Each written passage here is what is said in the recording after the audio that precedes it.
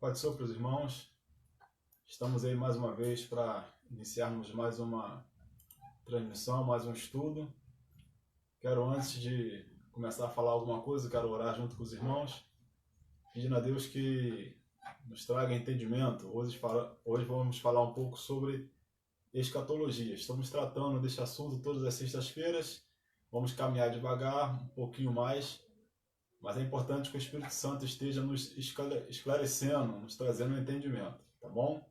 Pai querido e santo, muito obrigado, Jesus, porque o Senhor tem sido fiel para conosco. Muito obrigado, porque temos aprendido um pouco mais sobre a Tua Palavra. Este assunto, Senhor, é de muita relevância. É de muita relevância, Senhor, para que possamos compreender aquilo que está previsto, Senhor, na nossa história no futuro bem próximo. Que Teu Espírito Santo nos continue revelando o Teu querer. Assim oramos, agradecidos, em nome de Jesus. Amém. Irmãos, na semana passada nós falamos sobre o capítulo 2 do livro de Daniel. E como nós sabemos que, como já vimos anteriormente, o capítulo 2 ele vai tratar a respeito do sonho que o rei teve de uma torre, né, de uma grande estátua, e aquela estátua, na sua divisão de cabeça, tronco, os seus membros, ali representava os reinos, né? E claro, ele tinha uma ideia da representação daquilo ali, pelo que Deus está, né, revelando a ele. Então, hoje, nós entendemos que vamos entender, na verdade, que a partir do capítulo 7, Deus, né, impulsiona Daniel a interpretação de uma visão, né? E essa visão agora é uma visão onde as figuras são apresentadas diferentes. Então não são mais materiais como ouro, né, materiais como prata, mas são animais, são seres vivos que representam os reinos. E esse capítulo 7 e o capítulo 2, eles são capítulos paralelos. Qual a finalidade, então, de no mesmo livro ter uma narrativa e depois uma outra narrativa tratando do mesmo assunto? É que na primeira narrativa, você tem uma visão, a dinâmica de uma visão a partir da questão política. Você vai olhar ali pelas figuras dos símbolos usados, nós vamos ver ali a representação da articulação política, né? Os impérios sendo substituídos um pelo outro, mas a ligação entre eles é muito mais a questão política. Agora, no capítulo 7, nós vamos ver esses animais representando a postura moral destas nações. Então, como que estava, né, ou como que agiu moralmente e até espiritualmente cada nação. Então, nós precisamos entender que a repetição de uma profecia, ela acontece sempre que necessário, para que haja entendimento com foco, com a visão, com um olhar diferente. Então, por isso, Daniel ele apresenta no seu livro dois modelos de visão. Tá? Uma primeira relação de materiais, outra relação de animais, que tem seus símbolos específicos. É interessante lembrar que aí vai uma curiosidade, que assim como a própria Bíblia, aí eu estou abrindo aspas aqui, a Bíblia ela não está montada ou ela não está colocada, os seus livros, numa ordem cronológica. É claro que não. Nós sabemos que de Gênesis a Apocalipse, a montagem, a posição dos livros foi feita para um entendimento histórico. Né? Tem toda uma importância você ler a Bíblia de forma que os livros se complementem. Né? Por exemplo, o Pentateuco, Gênesis, Êxodo, Levítico, Então, você vai lendo ali, vai tendo um acompanhamento da ideia do que aconteceu, mas não indica que os livros foram escritos, né, nessa mesma ordem. A, a ideia do livro de Daniel, a gente precisa entender da mesma forma. Assim como a Bíblia, ela não está, os livros não estão colocados na ordem cronológica, também muitos livros na Bíblia não estão montados, não foram redigidos na ordem cronológica. Isso é muito tranquilo de se entender, porque existe uma questão chamada compilação. Então, o que pode ter acontecido? Eu estou dando exemplo do livro de Daniel, né, mas vários outros livros estão dentro da mesma questão. O livro de Daniel ele não foi escrito, né, de próprio punho do início ao fim, mas foram fracionados, foram frações de textos, frações de revelações, né? Ele guardava um documento aqui, depois Deus dava outra informação a ele, outra revelação, escrevia, até que chegou o momento em que se juntou, quer dizer, se compilou todo o conteúdo que foi atribuído ao profeta Daniel. Por que eu estou dizendo isso? Porque se nós lermos o capítulo 5 de Daniel, e na sequência, capítulo 6 e capítulo 7, nós vamos observar que o capítulo 7, o fato histórico está acontecendo antes do capítulo 5. Eu vou abrir o texto aqui para os irmãos terem uma ideia do que eu estou falando. Então nós vamos ler primeiro o capítulo 5 e o versículo 30 e 31. Capítulo 5, versículo 30 e 31. O texto diz assim: Naquela noite foi morto Belsazar, rei dos caldeus, quer dizer, rei da Babilônia. E Dário, o Medo, ocupou o reino, sendo da idade de 62 anos. Então, esses dois últimos versículos do capítulo 5 vai dizer que Belsazar foi morto no momento em que houve a invasão dos medos e persas na Babilônia. E Dário, ele, sendo do reino do Medos, ele ocupou o lugar de Belsazar, assumindo quando ele tinha idade de 62 anos. Isso trata no capítulo 5, versículo 30 e 31, lá no finalzinho do capítulo. Então, nós, quando lemos o capítulo 7, no versículo 1, nós vamos achar o seguinte texto. No primeiro ano de Belsazar, rei de Babilônia, teve Daniel um sonho e visões da sua cabeça quando estava na sua cama. Escreveu logo o sonho e relatou a suma das coisas. No capítulo 7, nós encontramos o registro do primeiro ano do reinado de Belsazar. E no capítulo anterior que nós lemos, capítulo 5, você está lendo ali a morte de Belsazar. Então quer dizer que os capítulos não estão na ordem cronológica. Isso foi... O livro de Daniel foi montado de várias informações, de vários fragmentos que foram encontrados e colocados em um só livro. Tá bom? É só para frisar isso, porque senão depois os irmãos vão ler o capítulo 5. Encontra no capítulo 5 a morte de Belsazar, e no capítulo 7 você vai indicar o primeiro ano do seu reino. Como que pode isso? É simplesmente pelo fato da compilação. Tá bom? Então, no capítulo 7, nós vamos encontrar aqui uma repetição da visão, só que agora com um olhar, né, moral das nações. Nesse capítulo 7, nós vamos encontrar, então, apresentando aí 4 animais. Ele, no versículo 2, ele vai falar uma coisa sobre o mar agitado. Então, ele começa dizendo que o mar está agitado, dentro da visão dele, o que vai indicar que, na verdade, são as inquietações, as perplexidades das nações, tá? É uma característica de tempo para os gentios. Lembrando que Gentios são todos aqueles que não são judeus, como já falei na palestra passada, e também não é a igreja. Então, qualquer um que não é descendente de Abraão e não aceitou a Jesus como seu Salvador, esse é um gentio. Tá bom?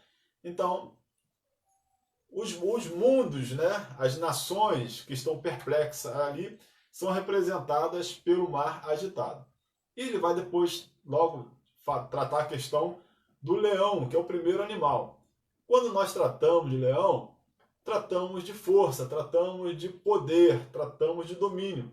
E esse leão ele vai figurar a Babilônia, que é também lá na visão da estátua, a cabeça de ouro. Só que um detalhe, essa figura agora, esse leão, ele tem duas asas. O que significa essas duas asas? Ela representa a rapidez, né, a forma de conquistas que vai ter, muito rápida. Né? E nós observamos isso, a Babilônia sendo muito prática, muito rápida nas suas conquistas. Então, o primeiro animal se refere à Babilônia, assim como lá no capítulo 2, a cabeça de ouro simbolizava a Babilônia. No versículo 5, ele vai descrever o segundo animal, que é o urso, né, que já vai ser representado a coligação medos e persas, né, porque são duas nações que se juntam, criam uma coalizão para destruir, para vencer o Império da Babilônia. Então, o urso ele se levanta sobre os dois lados e tinha na boca 3 costelas. Quem são, na verdade, as figuras, né, dessas 3 costelas? Através da linha histórica, nós vamos ver lá que os medos e os persas, eles vão fazer incursões, eles vão ter vitórias, eles vão ser bem-sucedidos sobre 3 impérios importantes, que são a Babilônia, a Lídia e o Egito. São 3 nações que eles vão abocanhar. Por isso que vai dizer que o urso tem 3 costelas em sua boca. Tá bom? O segundo império, então, também trata a questão dos gentios, né, simbolizada por um urso. Posteriormente, você vai encontrar, então, a expressão de um terceiro animal, que é o leopardo, que vai representar a Grécia. Nós também vamos comparar lá no capítulo 2, vamos encontrar a mesma figura da Grécia representada. O leopardo tinha 4 asas, então o dobro das asas que o leão tinha. O que mostra isso? Olha, se um animal com 2 asas é um animal ágil, com 4 asas ele é mais ágil ainda. Ele tem mais rapidez. E isso vai dizer que esse império da Grécia ele foi mais rápido em suas conquistas do que foi o próprio Império Babilônico.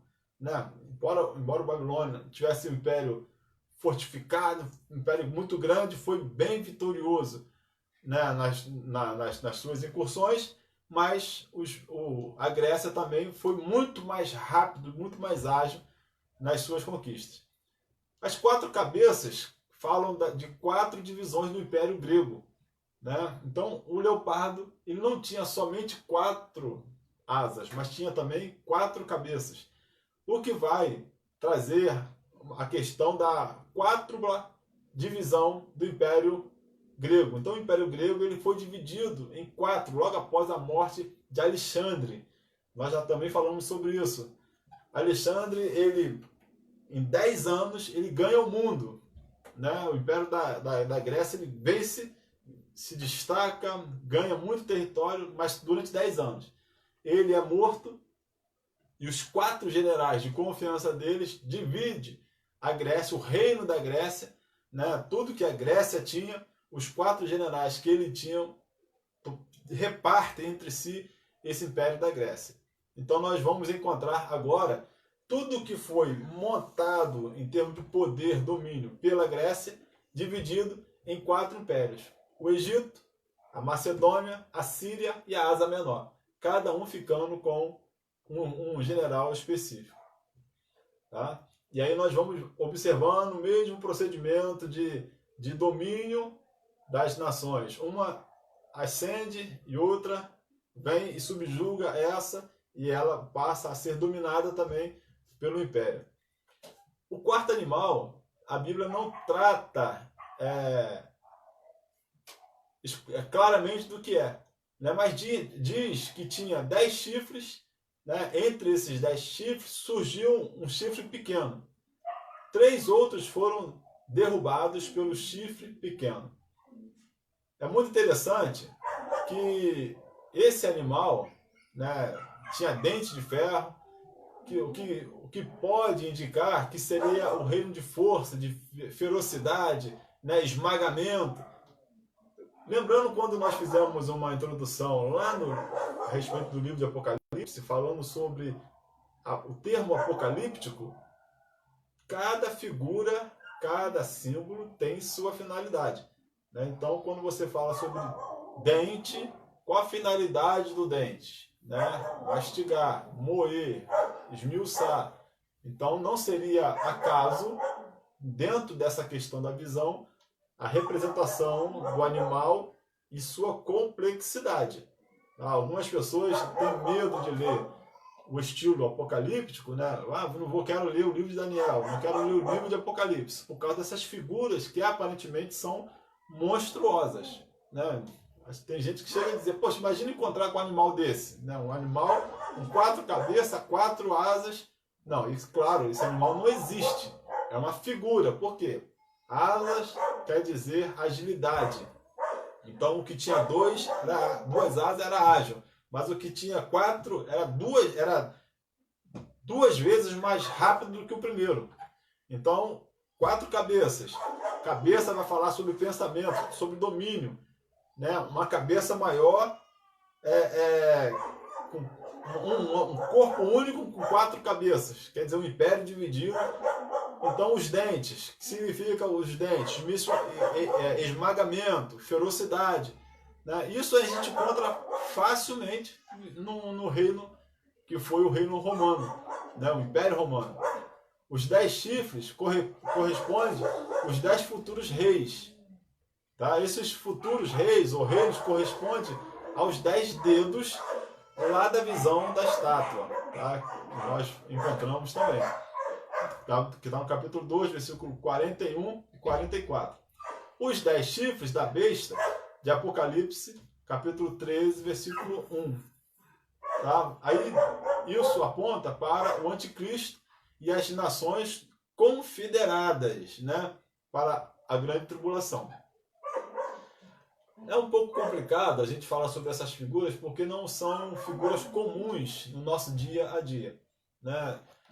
Nós pregamos nas igrejas, nós pregamos, fazemos estudos, mas não tratamos muito desse assunto. Se torna um pouco cansativo e há necessidade de que a gente se debruce sobre este assunto com muita cautela, tá bom? Então é preciso você ter paciência. Se você não entendeu de primeira, volta lá o vídeo, entenda devagarzinho, pergunte, se for necessário, manda sua mensagem para a gente poder esclarecer tudo.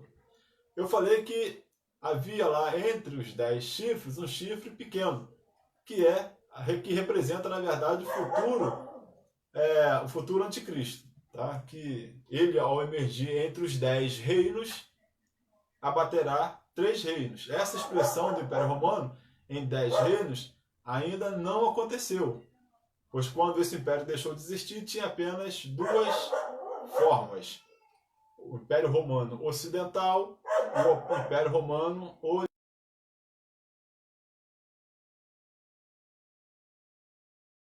Na história, a gente sabe que ele foi dividido, né, entre oriental e ocidental.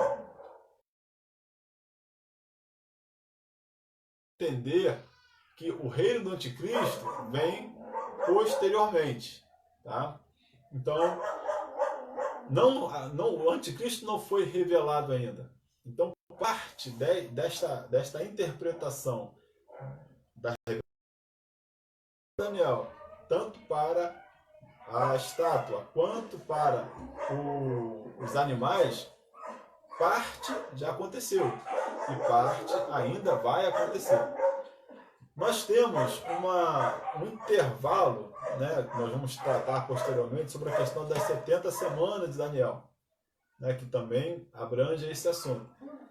Mas nós estamos entre um período em que estamos em expectativa, tá?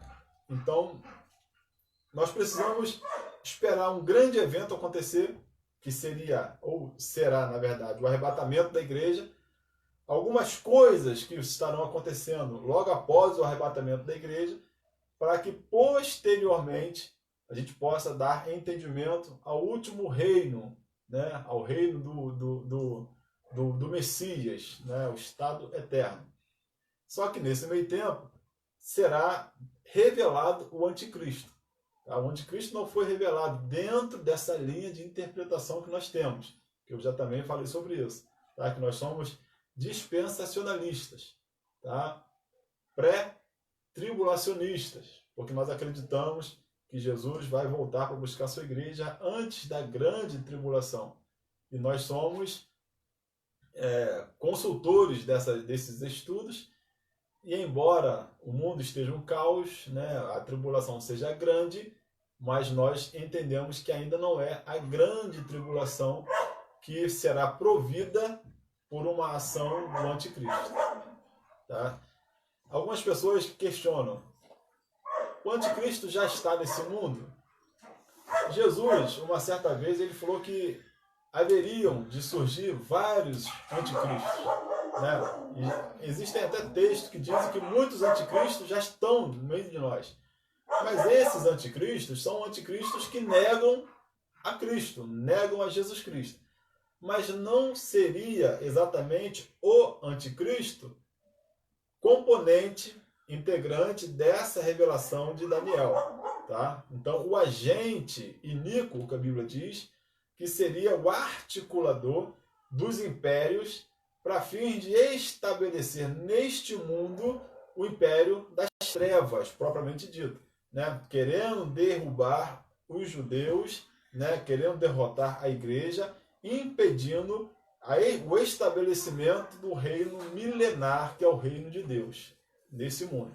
Então, há uma diferença entre os muitos anticristos que existem por aí, ou já existiram, porque são essas pessoas que negam a existência de Jesus, que pregam contra Jesus, mas não é o anticristo articulado como um homem iníquo, um homem do pecado, que vem para agir propriamente e diretamente a serviço de Satanás para impedir o estabelecimento do reino de Deus. Tá? Então são duas questões distintas. Outra coisa que o capítulo 7 vai tratar, entre os versículos 7 e 13, é a questão do juízo das nações. Né? Nós sabemos que haverá também juízo das nações. Isso nós vamos estar relatando, tratando com mais detalhes, posteriormente, no conjunto de informações que nós vamos chamar de os julgamentos.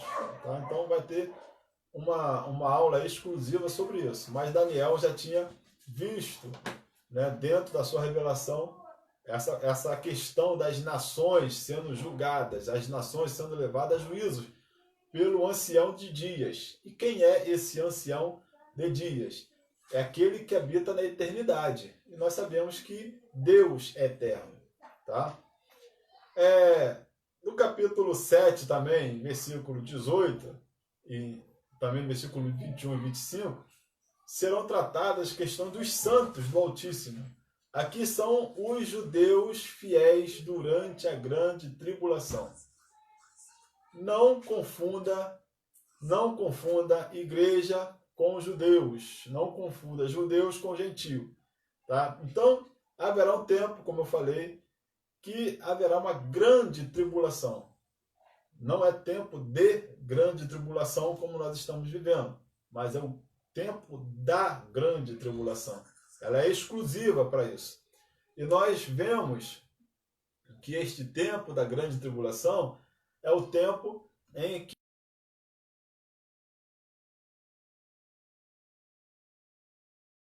impulsionado pelo inimigo, né, por Satanás, a fim de destruir uma vez por toda o povo de Deus, o povo judeu, mas nesse meio tempo haverá uma intervenção. Então, os santos do Altíssimo aqui é os judeus e não é a igreja.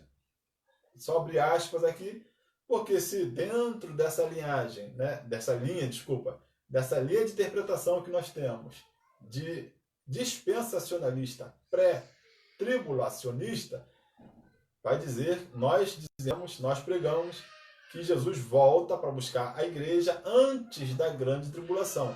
E segundo esta interpretação, baseada na visão dos santos do Altíssimo, os judeus estarão na grande tribulação. Então a igreja não estará mais aqui. A igreja já estará arrebatada com Cristo e os judeus, por não terem aceitado usar Jesus, vão passar pela grande tribulação. Mas o termo ali é judeus fiéis. Judeu é judeu. Plano para o judeu é uma coisa, plano para a igreja é outra, plano para o gentil é outro. Não se pode misturar o plano para cada um. Em resumo, Jesus veio para salvar a todos. Se o judeu aceitar Jesus, se o gentil aceitar Jesus, ele passa a ser a igreja e ele é arrebatado. Versículo 24 vai tratar sobre a questão do reino das 10 tribos. Esse futuro reino é equivalente ao reino da primeira besta, do capítulo 13 de Apocalipse. Tá? Então também é algo que nós vamos estar estudando posteriormente. Nos últimos 3 anos e meio da grande tribulação, lá no versículo 25, são os piores anos do juízo. Então Daniel está apontando para um tempo em que nós sabemos que será de extrema complexidade. Serão os piores tempos de juízo. A palavra precisa ser entendida como algo que vem para realmente julgar.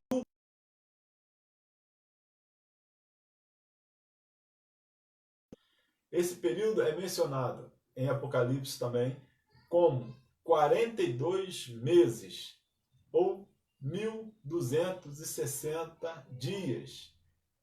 E ainda é descrito no capítulo 12 como um tempo, tempos e metade de um tempo.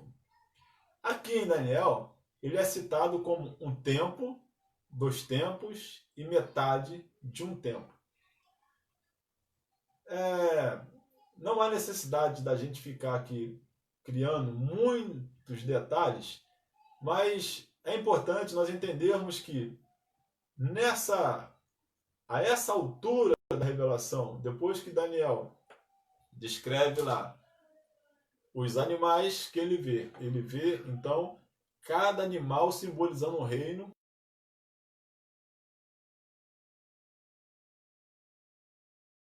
Então ele descreve a sua visão que um império dominando, até que o Império Romano ele é dividido em dois eixos.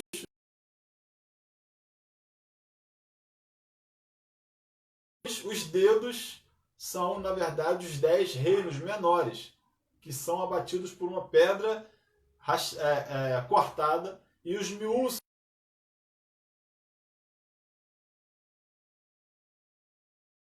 subindo 10 chifres. E um chifre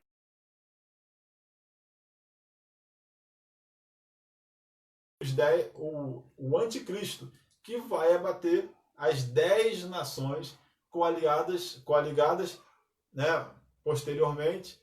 Algumas pessoas chegam a dizer que esses impérios, na verdade, as nações atuais, se juntam, e aí você começa a encontrar ali coalizões com 10 nações que se juntam para fazer o estabelecimento de uma moeda forte, ou uma economia forte.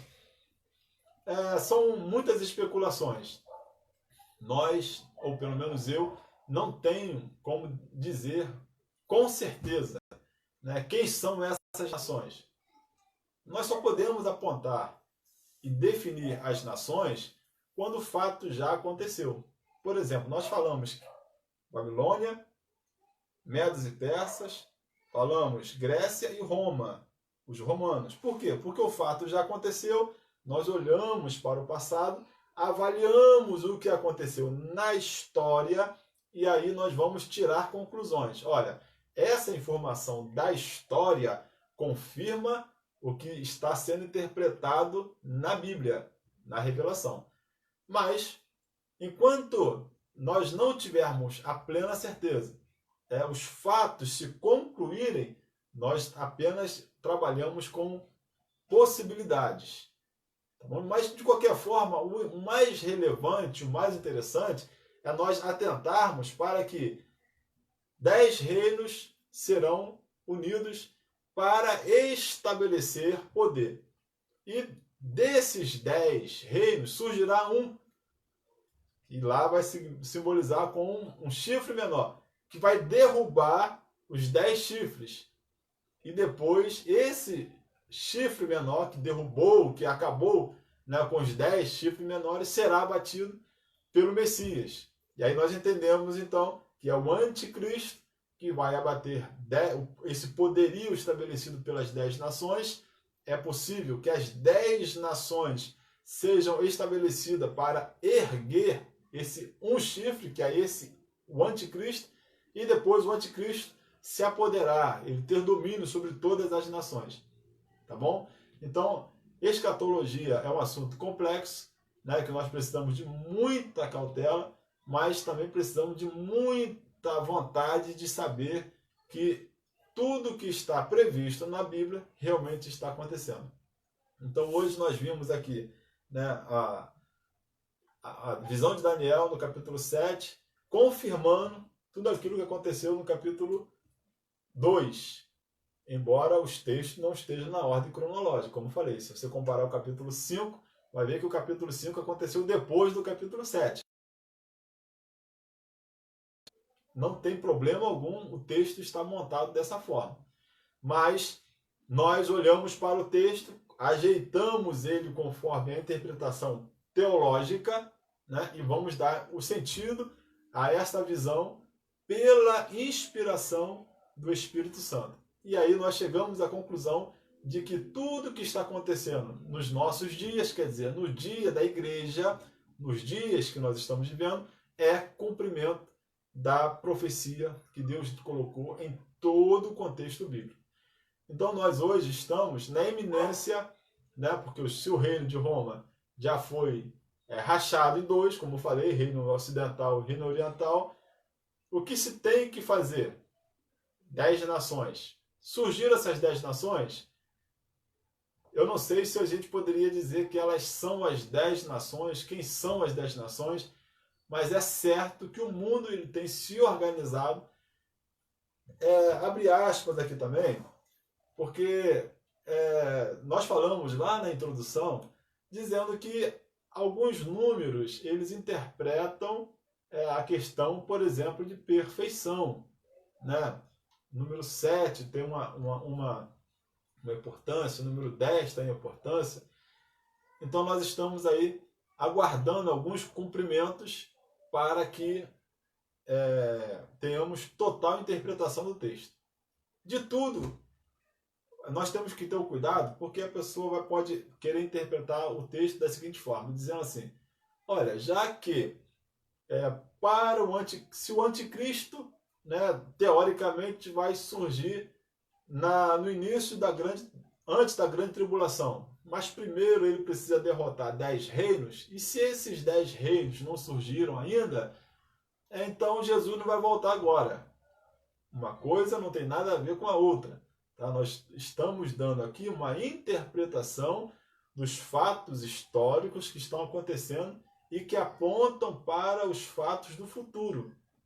Arrebatamento da igreja não está condicionado ao querer do homem.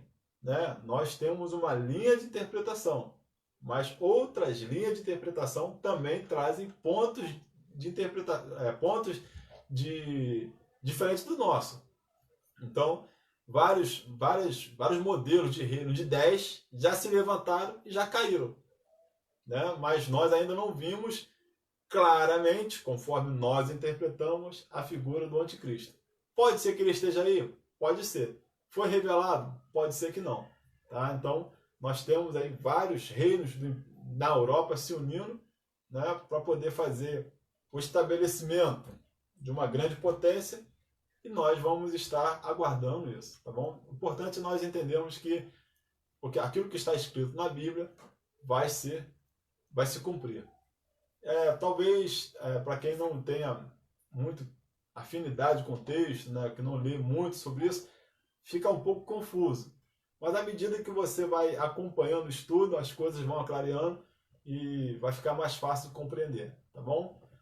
Esse estudo aqui é muito importante, né? Vai estar lá no YouTube também, no meu canal no YouTube. Você pode rever, né, quantas vezes você quiser, tá? Compartilha com mais alguém, né? Se inscreva no canal, não deixe de estar se inscrevendo. Assina lá, né? Clica lá no sininho para você receber outros vídeos, a notificação de publicação, e compartilhe com outras pessoas, tá bom? Eu quero orar por você para que Deus possa clarear esse assunto, que eu sei que é muito complexo, possa estar bem entendido na sua mente. Pai querido e santo, muito obrigado, Jesus. Seja, Senhor, conosco. Eu sei, Deus, que o assunto é muito complicado, mas ele é muito relevante. Para quem, Senhor Jesus, está há muito tempo estudando este assunto, torna-se um pouco mais fácil. Mas eu quero te pedir, Jesus, que não deixe os teus filhos desistirem, Jesus, de acompanhar e terem entendimento nisso. Porque, Jesus, sabemos que o Senhor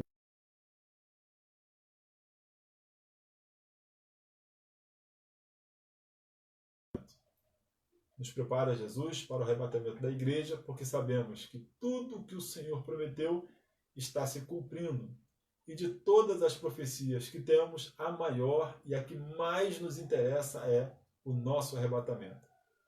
Muito obrigado, Jesus, assim eu oro e te agradeço por tudo. Amém. Que Deus te abençoe, que Deus faça desse momento um momento muito importante na sua vida. Forte abraço, fique na paz.